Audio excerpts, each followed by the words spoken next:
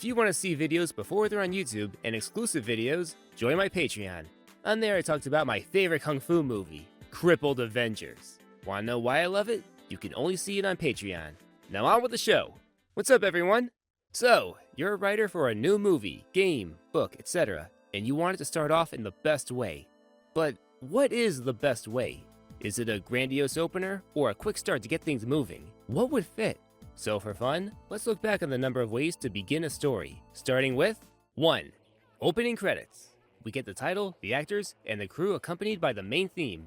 It could be a celebratory opener that sweeps you off your feet like in Superman 1978, or an ominous intro like in Daredevil. The original Godzilla starts with loud booming sounds that could come across as the monster's footsteps.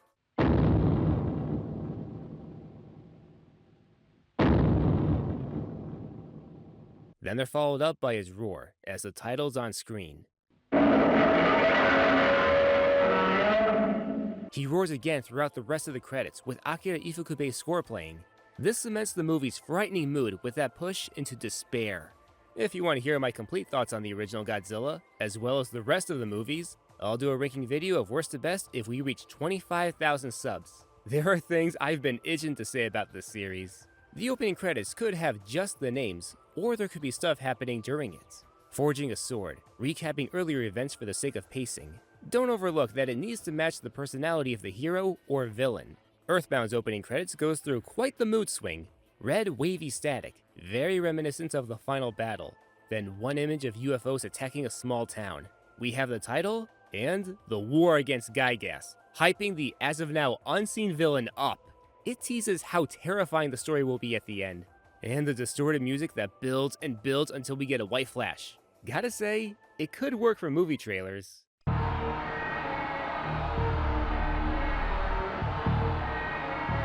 After that, the music is in a cheerier mood as the heroic youngsters are on screen. Let's end this chapter with that opening in Superman 78. The score by John Williams and the names flying in space. This will keep you engaged for the entire movie. And good thing too, because, well, imagine if the movie didn't start this way. We would have started off in Krypton for what feels like a half hour. Chances are audiences might be bored to sleep. It's thanks to the opening credits that we sat through the Krypton part a lot easier. We're already hooked. 2. Info dump. This is tricky to pull off. You want to establish what this world is like and what the scenario is, but you have to be concise. Don't make it overstay its welcome. The info dump could be text with no voiceover, text with voiceover, or footage with voiceover. A giant meteorite struck the Earth. Goodbye, dinosaurs. The info dump could be organically factored into the plot. Teenage Mutant Ninja Turtles 1990, that's a mouthful, had April O'Neil reporting the crime wave on the news as we see the Foot Clan in action. Starship Troopers has a promo that shows us how vehemently pro-war and pro-fascism this messed up society is. The bugs send another meteor our way. But this time, we're ready. Planetary defenses are better than ever. To ensure the safety of our solar system, Klendathu must be eliminated. Join the army and kill those foreign terrorist bugs! It's something we would see on TV in this world. The Star Wars movies has text scrolling upwards at an angle to make it more dynamic and fun. And of course, with its main theme playing, man, I'm pumped for what happens next. The info dump that should not work is probably the best one. Lord of the Rings, The Fellowship of the Ring. About 7 minutes of exposition, but it's not boring. I think I know why it works. The narration by Galadriel is profound and supplies every aspect of the info dump with plenty of weight. And some things that should not have been forgotten were lost. We see a map of Middle-earth, the big bad Sauron with his one ring, the biggest plot device in the trilogy. One ring to rule them all. And 3 races bearing rings, elves, dwarves, and men. Following the battle with Sauron, the scenario changes from a fantasy war story to a low-stakes adventure. We learn that the One Ring can turn you invisible, and that it has an evil aura.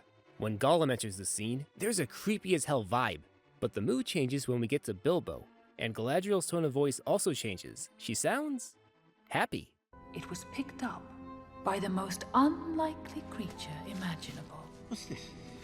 A hobbit. Bilbo Baggins of the Shire. At the end of the info dump, we move to Bilbo's home in the Shire, and the music switches to the main heroic theme.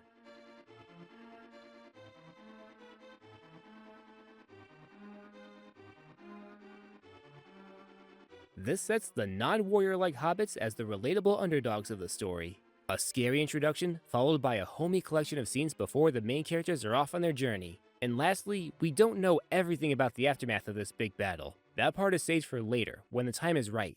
3. Flashback. Take us to a vital moment before Chapter 1. The main character could be a child back then, or they aren't present at all. The flashback establishes key plot points. JoJo's Bizarre Adventure, the anime, starts with the fathers of the two main characters in a fateful encounter. Like with the info dump, don't overdo it. Man of Steel has an exhausting 19-minute flashback in Krypton. There are things we need to see, and things we don't. Was it really necessary to show us Kal-El's birth or all these action scenes? You could have saved the codex for a later flashback when Clark meets the Jor-El AI. By the end of the prologue, we feel drained and there's 2 hours left to go. Dragon Ball Super Broly kinda starts the same way. Its prologue is also a flashback to the generation before the main characters where their home planet is destroyed. The flashback is long, longer than in Man of Steel in fact, but here's the difference. No part of it is wasted. We see Frieza's ruthlessness, Broly's dangerously high power, King Vegeta's arrogance, which leads to both Broly and Paragus being on Vampa. Bardock and Guine's farewell to Goku as a baby is the tearful segue to Frieza destroying the Saiyan homeworld. When this flashback ends, we feel energized for the rest of the movie and see what becomes of the major characters who weren't killed. With flashbacks, dive into the past, but don't show too much. 4. Flash forward. A sneak peek to what will happen later in the story, usually shorter than flashbacks. Iron Man quickly establishes who the protagonist is, his personality, and what dilemma he's in. Past the title, we see what led up to that moment. God of War 2005 has a depressed Kratos with no weapons falling off a cliff. Then we cut to a flashback 3 weeks prior where he's slashing through waves of enemies as a one-man army. We're wondering, what will make him do this? Final Fantasy X has a quiet opening. The entire party is there with none of their faces pronounced, except for the two main characters, Titus and Yuna. A romance being implied here. Titus narrates as he gazes at the ruins of a grand city before we go back and witness that city in its prime. A downside with the flash forward, it spoils that everybody present clearly lives up to that point. Final Fantasy 15 is another example. It starts with the heroes a decade older up against Ifrit. We know they'll make it here, so any threat of death, it's pretty much null and void. I know that it's there to set the dark tone the story delves in. The actual beginning of the story is lighthearted and tame. In a story that has a comedic side, there will be some fourth wall breaking from the smartass protagonist. Hey, it's me! How did we get here? Let's rewind to the movie to find out! 5. Dream sequence. Starting with a dream can show us what the protagonist wants before we cut to their everyday life and show how unsatisfying it is for them. Or the dream could be a sign of what's to come. The dream is also necessary to set the story's mood. Jesus was black, Ronald Reagan was the devil, and the government is lying about 9/11. Thank you for your time and good night.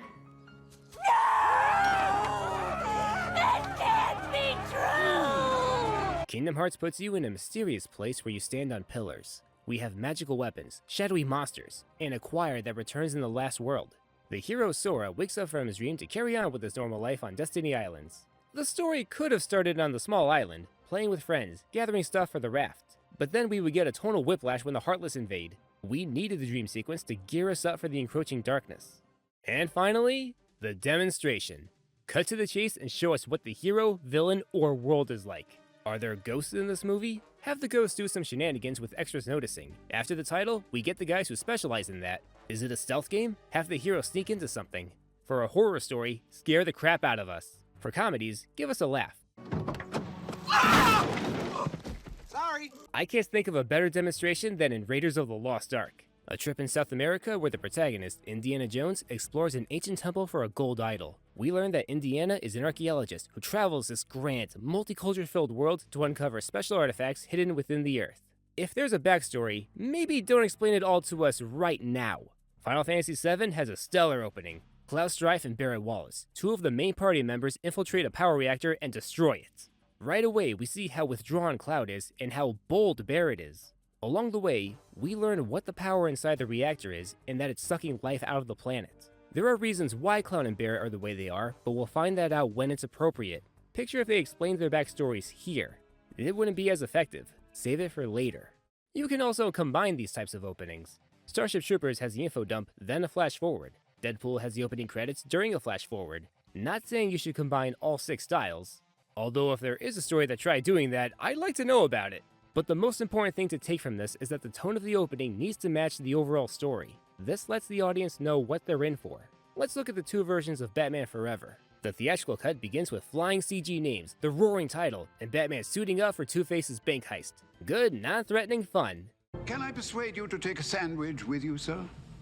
I'll get drive-through. But in the Schumacher cut, release the Schumacher cut, we start in Arkham Asylum, where a tense doctor has discovered that Two-Face has broken out, and we're in for some chaos.